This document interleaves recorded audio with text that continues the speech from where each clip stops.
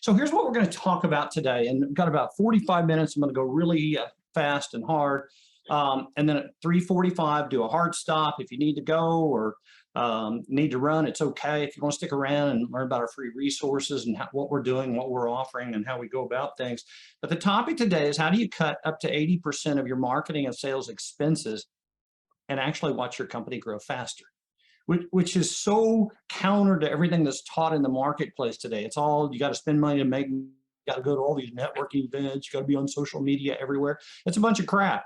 And I'm going to prove it because I've been doing this for 25 years around the world, proving that you don't need to spend more time, more money, more resources, and you can actually attract more clients, better clients, bigger clients. So we're going to focus on that today.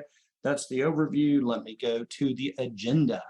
First of all, I'm going to talk about the two greatest challenges for leaders and business owners. And as I kind of heard somebody on the phone talking about sales has changed, well, the world has changed. The challenges are much different today than they were just a few years ago. I'm going to talk through that. I want to give you a little bit of background research and discovery, because when somebody makes a statement like, how do you cut 80% of your sales and marketing expenses? You got to know where they're coming from. There are a lot of people out there, and I'm in the speaking circuit, that are really good at marketing, but they don't really have the background. They don't have the experience. They haven't done it all over the world. And so they're great at marketing. And so I'm going to give you some background to get you comfortable for those of you that don't know me. But then we're going to talk about what is the impact of poor marketing and sales results. It affects your company in so many ways and just eats up so many resources, and it doesn't need to. So we're going to talk about that. I'm going to pick 4 areas. In this case, there are hundreds of areas. I'm going to pick 4. I'm going to talk about marketing results. I'm going to talk about sales results. I'm going to talk about sales pipeline results, and I'm going to talk about what do you do right now? What are some strategic quick fixes that you can do right now to start to eliminate, cut, and not only reduce your marketing and sales expenses, but also reduce the time to performance. And so that's what we're going to cover at 3:45. I'm going to talk about free resources. We're launching 2 new programs. We're going to talk about those and how you get engaged and all that. So let me move on. For those of you that are just joining or who've never heard me speak before, down here is the typical line of your business. You're trying to grow it and it's up and down and all over the map. Maybe that was COVID in here and here, but maybe it's growing again, and thank goodness. The problem is, in most cases, if revenue, the top line's growing, your bottom line is getting smaller or not improving because your expenses keep rising. And so at the end of the day or at the end of the year, here's this little bit of profit that you make in here. Well, that's good. And if you're happy with that, then you can get off the call right now, because I'm not wanting you to be happy with that. I want to teach you how to dramatically change that and transform your business. What we want to look at is 2 things. We want to use 2 revenue growth attack points. The first of all, we want to shorten the time. If this is a matter of years to get out here, how do we expedite that down as fast as possible? We have a lot of case studies. Chris is on the call. He knows one of the clients that I've had him work with that I hyper accelerated their growth. They were plodding along, and then all of a sudden, like a bamboo shoot, they took off, created several millions of dollars, sold for a high valuation rate. The other thing, not just the shortening of time kills deals, but also the costs. And I'll talk a little bit about some examples of companies that have literally reduced their sales headcount by 80% and hit 10x in sales and revenue. So what does that do? Well, that creates all this green area down here. And this is what I call business wealth. This is when your company is producing a lot of profit, cash flow, working capital, cash on hand, consistent cash flow, fewer receivables. This is a beautiful world down here, but you know what? You have to earn this. You have to learn this. You have to understand how to implement this, because to get to here is counter to almost everything you've been taught, told, and sold. And I've done a lot of webinars. I've got about 60 articles on the topics. So much of what we've been taught, told, and sold to do is going to get you out here, if at all, probably down in here. So we're going to talk about fixing that. So page down. Last session, I want to go over this slide real quick. Last session, we said one of the most important things that you ever create for yourself or for your employees in your culture is what we call creating an entrepreneurial type culture, being entrepreneurial, not a culture of entrepreneurs, not a company of people that want to start businesses. Entrepreneur is a title, a role, a moniker. And not also entrepreneurship where you're constantly starting new businesses. You don't want that either. What you do want, and I covered it last session, I talk about it in the book, is you want all the aspects for yourself and your employees, these characteristics over here, plus these attributes of being entrepreneurial. To me, this will be the differentiator in the future. It won't be your price, won't be your product, won't be any of those things. In the future, it's going to be your culture that is innovative, your people that are aspirational, that demand and expect next level performance from themselves and your company. And then also they're consistent, thirsty learners. They want to know, they want to understand, they want to be able to separate out what's good stuff, what's bad stuff. So that's what we covered. Being entrepreneurial is how we now add this other section out here of not just you're successful, but how do you gain control and freedom over your business, your career, your life, and that's being entrepreneurial. All right, there's a video on that. And then let's go into what are we talking about now here. And so there's two things that we just hear over and over. We've been seeing in companies and people that are in our programs and different levels come to our workshops. We have a happy hour workshop tomorrow night. We got a blog that just went out this morning. There's two things. One of them is people are time starved. They're just like they have no moments in the day. Each day their to-do list gets longer, not shorter. And this is leading to phenomenal burnout, exhaustion, stress, and poor health. And then the other side of this, what also is people are really money tight now like never before because of inflation, because of supply chain issues, because of lack of access to high caliber talent. The money is tighter than ever. So much of the profits are going to pay for things that they didn't used to have to pay for. So now that's creating the burnout, exhaustion, stress, and poor health for everyone in the company. And so it's those two issues that we can either apply the typical fix, and it's really sad. I'll tell you, I'm in a lot of companies. They're basically sucking it up. The attitude or the mantra is, we'll get over it. Things should get better. Or this might be the worst of all, we'll just accept it. This is the new normal. This is how things are. And I have to tell you, stop all that. Throw that out. That's nonsense. If you settle, accept, or just believe that things are going to get better someday, I would retire or get out of business, take up crafts and arts in Hawaii or something, because it's not. The challenges that are now are not going away, and new ones are coming. And it's not a defeatist attitude or the sky is falling attitude. It's a reality attitude. I've been in business over 40 years. I've seen a lot of cycles. This tsunami of changes and marketplace forces accelerating is like none I've ever seen, and I don't see anything. I talk to economists, I talk to CEOs around the world. I don't see anything slowing those things down. So it's really your approach, your attitude, your belief, and your culture that's going to get you through and help you be successful in these trying times. And so what's the fix to this? How do you solve being time-starved and money-tight? How do you get your life back? How do you generate more profits than ever before? Well, the key is you have to solve the root cause problem. You can't treat the symptoms. You can't just throw money at the problem, AKA our government. You got to solve, well, what's broken? Well, what's broken is there is so much waste. There is so many things that businesses and business leaders are doing that are wasteful. They're robbing resources. They're destroying morale. They're making things more difficult. And that's what we've got to solve. Those are the root cause issues. I want to give you a little bit of background because for some of you that have never been on a webinar, never heard me speak or read my books, then you know that, what makes me an expert of experts, what makes me someone that has the background. And so where does this, the 80% of your time, money, and resources become wasted, abused, or rendered useless? Where does that come from? So first of all, in my career, I have led teams that have analyzed over 1,000 win-loss reviews around the world. The largest one I ever did was a $4 billion win review in Australia. I led a team of about 6 to 8 to analyze that. And it's through this analysis that you really start to understand tactical and strategic errors that delay deals, slow down deals, lose deals, or eat up the margins and opportunities.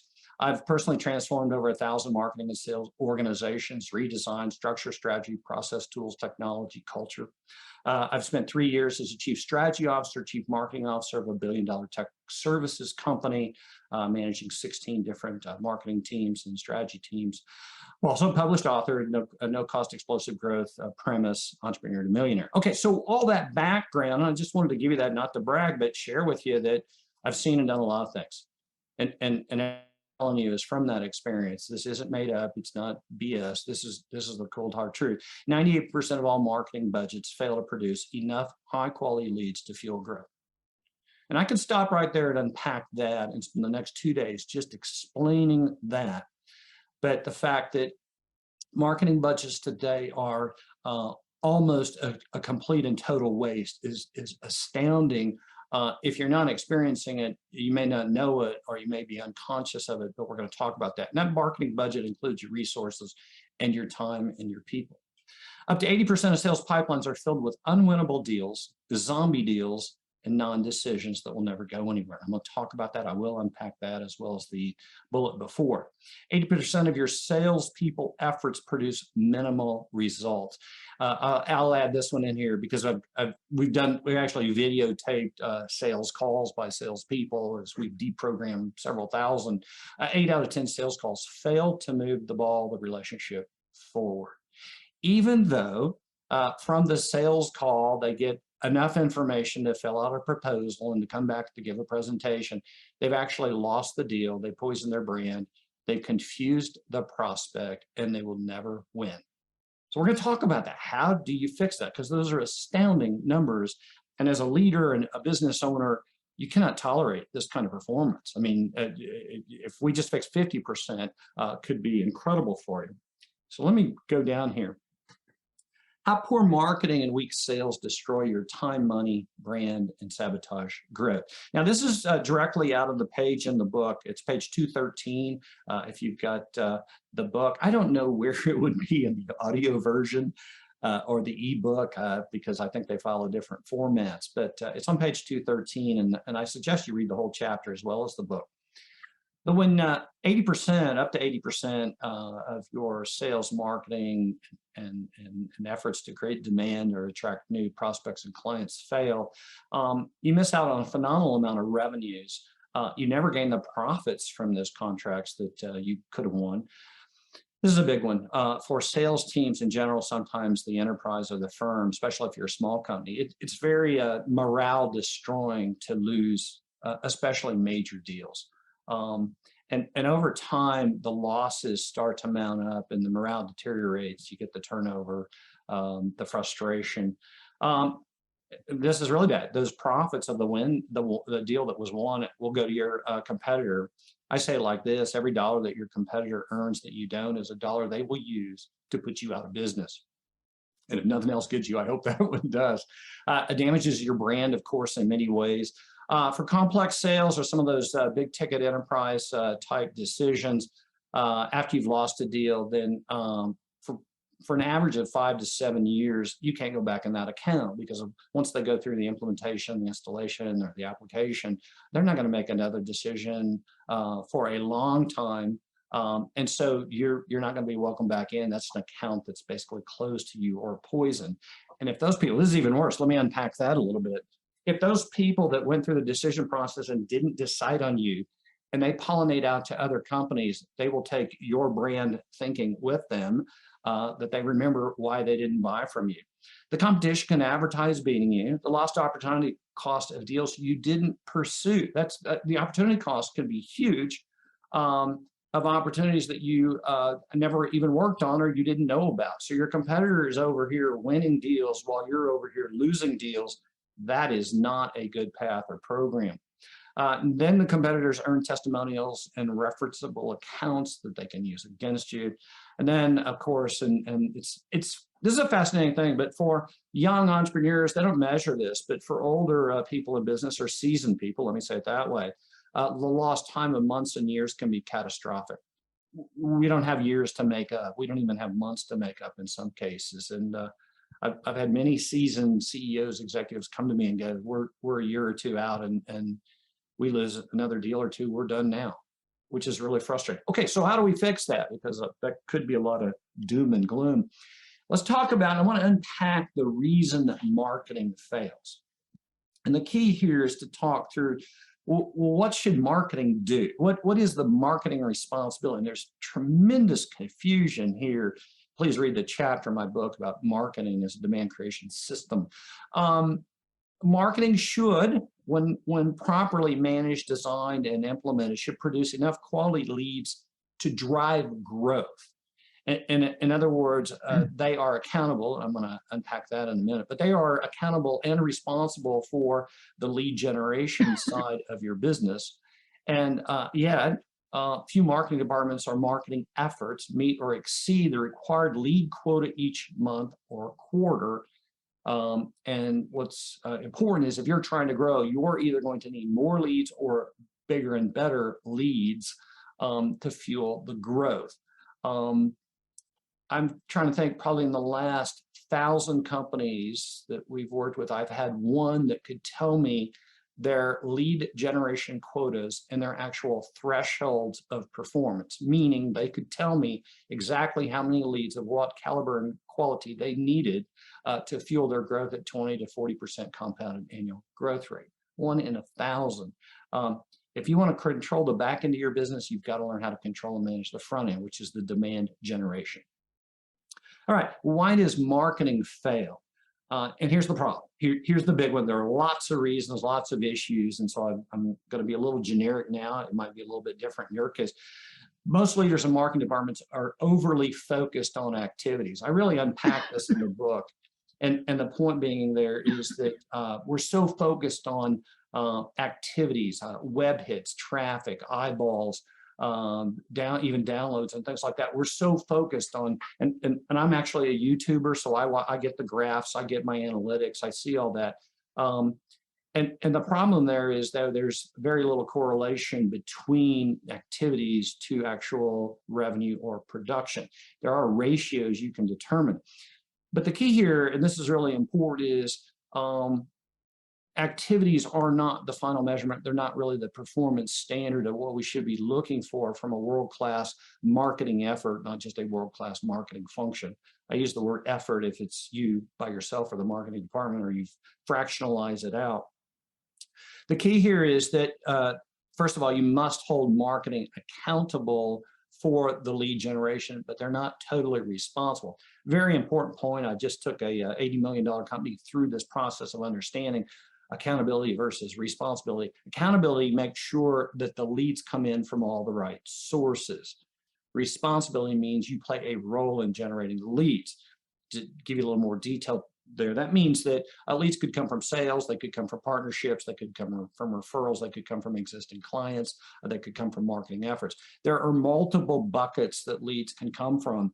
Marketing should be accountable for identifying, managing, and sourcing those leads to hit their number. Just like sales has a quota for sales numbers, marketing should have a quota for leads. Strategic quick fix: stop tracking and focusing totally on activities.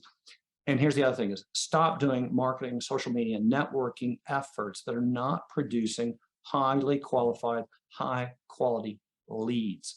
All right, so that's one of the quick things that can eliminate 80% of what you're spending right there. A lot of people are going to these networking events that produce no new leads. They keep going back every week, hoping they're going to meet somebody new. It's a waste of time, energy, and effort, and actually is hurting your brand, because those people already know you. And if you don't have a strong brand and they're selling for you, don't go back. The number one reason that sales fails, and this one's interesting, is first of all, what should your sales function do? And the thinking is, well, they should close business. They should convert contacts to prospects.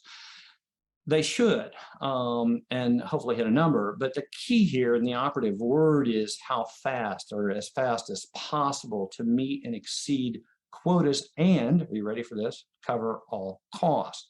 In the book, I talk a lot about one of the jaw-dropping ahas for most business owners, leaders, is if you're hiring a salesperson or you're adding a salesperson, you're actually adding 8 categories of costs. Now, let me say that a different way. You're adding 8 categories to eat away at profits. And so on that premise right there is like, wow, what a return we have to get. And interestingly enough, and this is the failure, few sales teams consistently meet or exceed their sales targets. And salespeople rarely cover all levels of sales costs, even when making quota. So many points right there. One of them is, in most cases, quotas are poorly designed. They're designed as a revenue, a percentage, a part of revenue generated depending on how many salespeople. But their overall design is very poor. And then the cost of sales is rarely ever tracked. Even in large corporations, they lump it into, if you're in a large corporation, they lump it into SG&A, which is not a reflection at all of what are your sales costs, your pursuit costs, your overhead costs. So that's the big failure point, is if you have a salesperson or you are the salesperson, that time and energy is not generating or making the quota that you can to fuel your growth and also cover all your costs. All right. So why do sales fail? Why do sales organizations, sales people fail? Again, here's the number one. There's a lot of reasons, and this is important if you're taking notes. There are a lot of reasons. I'm just giving you kind of the big one that literally every company I go into and we see in our programs. Why are they failing? The number one issue is they're overly focused on activities, just as marketing. It's the same premise. But now in sales, it's a focus on the number of calls, number of meetings, number of proposals, number of presentations. The underlying flawed philosophy for most sales organizations is sales is a numbers game. So let me put that in context or contrast. At some point in time, sales is a numbers game when you're just beginning, when you don't have your data, when you don't understand your ratios, when you don't have enough win-loss points to start to see what are the ratios between the two. But the key here is that there is little correlation between activities and results. And the reason for that, and I don't have this in the bullet point, but I'll give you, we've been taught, told, or sold that if I do activities, I'm going to get these results. And that's true. And that's the philosophy, is following the blind squirrel even finds a nut on occasion. If you're running a company, you can't afford blind squirrels looking for nuts. You'll go nuts. The key here is that between activities and results, there's this little bridge in here called production, or what we call leading indicators. And so instead of focusing so much on the number of proposals, the number of activities, the number of calls, the number of meetings, we start to focus on the production. A production, for an example, let me give you one, a mutually based and mutually developed value proposition. When you can get your client to help work with you in a collaborative fashion to actually develop a mutual value proposition. And what that means is how they win and how you win. Not the fact that they bought your products and services, but how does your new client make you a better company? That's a mutual value proposition. When you can get the client to work with you on that, win rates are in the 80-90% ratio. But in most cases, because that's a different competency than most salespeople have or want to learn, we fall back to, all right, make more calls, make more meetings. The big flaw here in all of this for sales, and you folks that are out there responsible for sales because you're a small company, besides there's no correlation between activities and results, or very little, this human sales activities can't scale. In other words, and this is very important, I hope you put this in your notes, is you can only make so many calls, you can only make so many meetings, you can only have so many proposals going out the door. So that numbers game, where it might feel that it works, you hit a ceiling very quickly, and then what happens? Well, now all of a sudden you have to hire another salesperson, or you try to throw them out the door faster. That is not a good premise to be on. So what's the sales fix? So what do we do here? And one of the first steps, and I encourage all of you to do this, put this in your notes, look back over the last 12 months. What I want you to do is analyze your win-loss performance. Now, how many actual pursuits have you gone on, and whether those are proposals or presentations or quotes that have gone out the door, whatever your denominator is, factor that in, and then look at how many that you've won. Is it 2 out of 10? Is it 5 out of 10? What's your ratio? Now, a couple things here. I scrub a lot of pipelines for companies. And it's really key that as you do that ratio, you factor in non-deals or non-decisions. Because over some period of time, 3 months, 6 months, 12 months, a non-decision was made, and maybe never will, but you've got to decide what are those time parameters. What's interesting here is that that's basically a lost deal. And most sales teams will not factor that in so that their win-loss ratios look better. Well, the pattern I've seen over the 2 decades is that 50% of the sales win ratios are 100% are inflated 50%. That means that if an organization believes they have a 40 or 60% sales win rate, when we factor in dead deals, non-decisions, those kinds of things, they're actually almost always, it's fascinating how it always fits in the same category of 50% less. So if they believed and they're following that they have a 40% win ratio, they actually have a 20%. If they believe they have a 60%, they have probably a 30%. It's always half of what they believe in their hearts that they're winning or doing. You've got to be true to yourself. You've got to be authentic. Good reason to bring in a third party like us to help you analyze, because it's that ratio that sets up management of performance. Otherwise, you're managing activities. That little twist right there, the difference between managing performance versus managing activities, set yourself up as a leader versus a manager. And I'll just tell you right now, having hired very high-priced sales talent all over the world, great talent at every function inside a company does not want to be managed. The minute they sense in the interview or on the job that they're being managed, they will leave. They will walk away, and not this quiet quitting, whatever that is. They will quit. They'll leave. Talent doesn't want to be managed. They don't want to work for somebody. They don't mind having a leader. They don't mind being led. Matter of fact, they like structure. They like being part of a system, and they actually like being part of a team. But what's critical here is once they feel they're being managed, they'll be suffocated. They'll want to leave.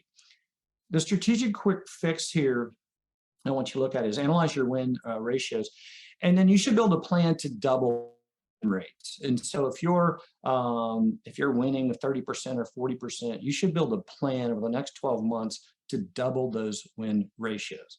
How to go to 40%, how to go to 60%. A lot of things I share a lot in the book. I have limited time today. I give a lot of strategies and all that in the book, but I will tell you this. The thing that affects sales performance the most is not in sales. There's a great blog out there. The number one problem you have in sales is not your salespeople. To quickly double or even triple your conversion rates, many times you're going to have to look at your targeting, your modeling, your organizational structure. You're going to have to look at your messaging, and you're going to have to go back and look at marketing. Marketing is the one function that sets up sales as the victim. And sales sets up operations as the victim. That's what you have to clean up. That's what you have to look at. All right, I only have so much time on that slide. Let me move to the next one. So now, as you're working, you're building hopefully a robust sales pipeline. A robust sales pipeline. What must your sales pipeline, your CRM do? Sales pipeline must give you insights and knowledge into how to move a prospect quickly through the buying process. Real important note there, a little subtlety, just go over people, but you're not trying to meet people through your sales process. You're trying to help them through their buying process. That's how I get companies, when I transform them to the 70, 80, even. I ran a public software company for 3 years. We had a 96% win rate. Muse, M-U-S-E, they were bought by IBM. We couldn't fake our win rates because we had to share them with the analyst.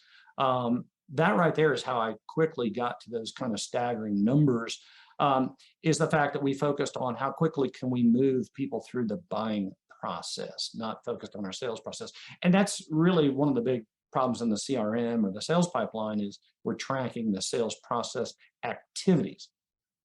All right, so failure. So what's wrong with sales pipelines? Why do they fail? Why do they gobble resources and not produce consistently new contracts at a very fast clip? The reason is that 98% of what's in sales pipelines are stale, it's false, historical, or of no value. Sales pipeline fails And the premise for that, the reason, I do share a little bit about this in the book, but sales pipelines are typically filled with this kind of information: who, what, and when, which is great. So who's the buyer? What are they buying? When are they going to buy? What are the next steps? What's been presented to them? It's very historical. The reason that information in sales pipelines is of no value is, in most cases, it wasn't collected with an influential party inside the account. It was collected by somebody that your salesperson made contact with, which is rarely the influential person who's driving the major decision. Not authoritarian, influential, two different things. Very important to know the difference. And so the way we fix this is we start to make sure that we have information in our sales pipeline, which is more focused on the why and the how. And let me just about a minute to share this with you. The why and the how is, why are they buying? What are the buying criteria? How will they buy? What are the process steps that they'll go through as a buyer? Are they going to narrow it down to 3? Is it a simple sale versus a complex sale? I do explain that in the book. You want to read that. And so it's very important to focus more on the why and how, because the why and how allow you to develop strategies to accelerate the deals. Let me stop there. I want to explain that one more time. The why and how allow you to develop methods and approaches and means to accelerate the opportunities based on them as a buyer, not on you as a sales team. Huge point. I hope you got that. Advanced methods to do this. Your sales pipeline should facilitate the buying process, not the sales process. And strategic quick fix. Give each opportunity. This is real important in your sales pipeline. Go to each one, especially those that haven't had much movement, and go to each one and say, here's 30 days, salesperson, or you, if it's you. What could you get that prospect to do in 30 days? Give them something that they do to make positive progress. And if it doesn't move forward within 30 days, sometimes we do 60 days, depending on what's called your sales engagement cycle. If it's 2 or 3 year cycle, we give them 60, 90 days. But if it's a 30-day, if it's a typical sales cycle, 1 to 6 months, give your prospect 30 days to make a positive progress, your salesperson with the prospect. If they don't, take it out, eliminate it. Now, don't throw it away, move it back to your marketing database, put them in as contact, stay in touch with them, use your marketing means and methods to talk to them. But that right there can eliminate, gosh, I've seen 60% of pipelines be cleaned up from that right there. And the problem is that pipelines, deals that will never go anywhere, deals that won't make a decision, just chew up resources of time and energy. And especially if you're on a complex sale where you need engineers or you need sales support, they'll just gobble those things up, and it's a losing probability. It would be the equivalent of just drilling holes in your gas tank and driving down the road, hoping you're going to make it to your destination. All right, one more area I want to look at.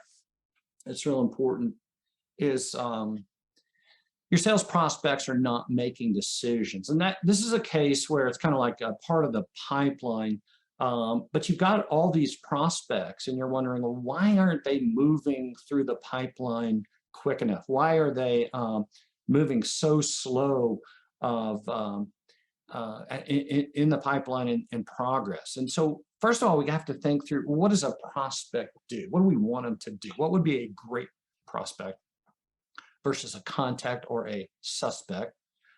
And real quick, since I put that out there, I better give it to you. A suspect is somebody that might buy, a prospect is somebody that can buy. And it's very important to separate those two out. And this is back to understanding what a lead is. And another failure point in companies that determine prospects is, are these really leads? But a good prospect, and this is important, a good prospect will share with you what they need, where they are stuck, and how to move forward. If your prospect isn't having that kind of conversation with you, and I see in chat, can you provide an example of a positive process? And we're talking here in this point, if they're not helping you progress in the process of them buying, they may not be a prospect at all. They might be an adversary. They might be somebody that's just using you for resources, or using you to learn, or using you to negotiate a better deal with the company they want to do business with. I've characterized this in the past. I talk about it. You are basically a proposal pinata. They are using your proposal to beat the crap out of you to get a better deal with somebody else. That is one of the most damaging things. It's back to that 80% I talked about earlier. But a good prospect will work with you. They'll guide you. They'll help you. But here's the point. Up to 50% of what people are calling prospects and great leads will never buy anything. And the reason being is there's just so much confusion around the term prospect. Well, a prospect basically goes hand in hand with what a lead is. And I just went through this recently with another team, is when I asked the team, and you could do this with your group or your salespeople, or even just yourself, write down what a lead is. What is a prospect lead? And the challenge, the problem with the concept or term lead is that it's not binary. It's not a lead or not. It's more of a spectrum. There are what are called, in the lead spectrum, there are what are called raw leads. Very little information has come in. They're borderline contact. So it's a raw lead to up to the other end of the spectrum, which is called a hot prospect or a highly qualified lead. And this is very important when you're trying to get prospects to move forward, is to understanding where are they in that spectrum? Where are they in being a great prospect? Well, let me share one of the attributes that you should be looking for when talking to a prospect. This is one of the attributes that we measure. We use 5 different attributes. The point here is, how much pain are they in? How much angst are they in? How much damage or what impact is this making on the company by not having what you offer? And it's that impact question that really helps you qualify how much of a prospect, how motivated a prospect they are. I did a whole blog on RFPs and why not to be scared of them. Most small companies especially are frightened of RFPs. They don't want to work RFPs. They don't want to respond to RFPs. And when I ask why, well, we've been burned. It's been a waste of resources. We never seem to win them. Well, here's one good thing about RFPs is, in most cases, and the ratio is probably 85, 95%, if a company goes through the effort to do an RFP, and that's a request for proposal. If some of you have not experienced RFPs, a request for proposal is a solicitation to the marketplace, to vendors and providers, to come back with documentation or presentation on how you as a provider could satisfy the need. The great thing about RFPs in most cases is, once a company has invested the time, the money, and the resources to go through a formal RFP type process, they're pretty willing to make a decision. So a decision will be made. That doesn't mean you're going to win it, but it does mean that you can engage. And it's very important that as you engage, you use several of the principles I've been talking about. Is how do you get them to work with you? How do you build a mutual value-based proposition? How do you differentiate against your competitors and others? Why don't prospects buy? In many cases, these prospects are not real prospects. They're either contacts or suspects. And that's why you've got to look at your pipeline and talk through this, especially with your salespeople. The fact that somebody asked for more information, the fact that somebody asked for a proposal, the fact that somebody asked for a presentation does not mean they're an actual prospect. You need to ask what are called qualifying-based questions. What's the prospect decision acceleration fix? All right. Ask prospects to take a high-risk action. If they don't want to do it, then they are not a prospect. And this is interesting that it's so easy, sales team, because they're salespeople, or even you as entrepreneurs or business people, if you get a request for something, you jump through a hoop. So how do you learn this? How do you, and I've shared strategies with you today. I've shared with you reasons why these things are eating up 80% of your marketing, your sales, your time, your resources. I've given you examples and talked through it. I hope you've learned a ton. I hope you learned a lot, but there's no way to compress thousands of strategies and ideas into a short webinar. I just wanted to give you a taste, get you excited about the potential. And again, you don't need to spend more money on marketing. You don't need to hire more salespeople. You don't need to go to more networking events. What you have to do is be very judicious, that you follow a methodology, you follow a process to make sure you're getting the best return on your resources. I want to talk about free resources, our newest programs. Let me go down here real quick, and then I'll open it up for questions if you want to ask more questions. We have tons of free resources. We try to give away a lot. We want to help people. We want to make you smarter. We want you to join our community and learn more about this. We want you to be wildly successful and sell your company and then come back to us and have us help you with your second, your third company like other clients. We have our free articles and blogs out there at revenuegrowthcompany.com. A new blog went out this morning. And it's about being entrepreneurial. Very important blog. You really want to build this into your culture. That gives you the will and gives your employees the will of being aspirational, thirsty learner, innovative, problem solver. You really want to have that in your culture. That first article, we did a webinar a while back. If you're on a program, you get access to that. We do a free webinar. We do this webinar, which I do at the end of every month, the last Monday. Get in the queue to sign up. We have some people been in, I think, almost all of them. I do have a YouTube channel, and this is where I provide full videos, webinars, and then I provide partial ones. I don't know if you're in the community or not. And then we just had quite a series of public workshops, events. We have one tomorrow night in South Lake. You can talk with Heather about that. It's a CEO networking event out there, really cool. And then now as we're moving on, more programs, a lot to take in here, but this is our new e-learning platform. So many people have come to us and said, Kent, you know what, we're remote, we can't be in a small group yet because you don't have small groups where we are, or I don't have the money, or I'm in school, I'm working a part-time job, I don't have a lot of time, but I'd love some self-paced content that would follows the book, follows the methodology, helps me learn, but also gives me a lot of modalities. And so we looked at a lot of e-learning programs out there while we were in the process of designing ours, and we said, all right, we want to give you a ton of content, we want to give you a lot of different modalities, and we also wanted to augment all our other programs so it's not redundant. And over here is what makes our e-learning programs unique to our other programs. But here are 14 things over here. If you want to copy this slide, we'll get it to you. But in our e-learning, and some of you are in the beta program right now, I encourage, if you're listening today, you want to be part of the beta program to actually use, test, learn content as we roll it out. I really highly recommend that. But the case studies, the business scenarios, more content. It's built off the book, this particular first module. The cool thing about e-learning that I really don't have in the from the book or from some other programs is the tests, the quizzes, the final test to really help you validate your learning. I did a blog a couple of times back, and the biggest fear you should have right now is not inflation, not change of administration, not politics, not all that. The biggest fear you should have is your competitors getting smarter faster than you. Your competitors learning the principles of no-cost growth. Your competitors mastering the principles of how do I scale sales, revenue, and profits and not spend another dollar doing it.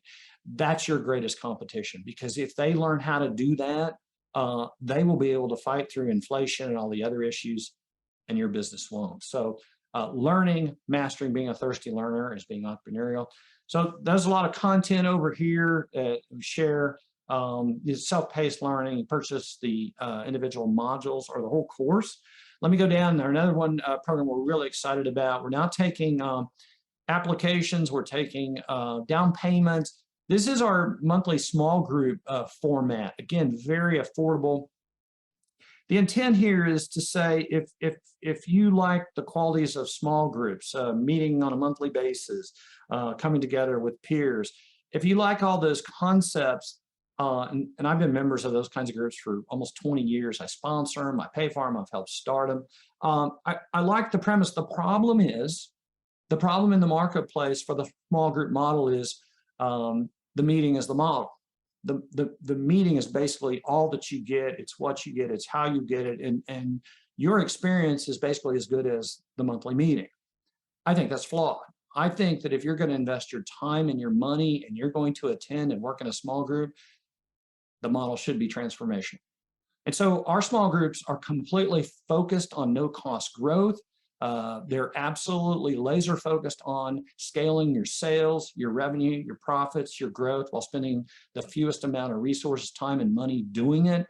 These are the things that you get, which means in a transformational program, you're going to get quick results, a fast ROI, immediate change.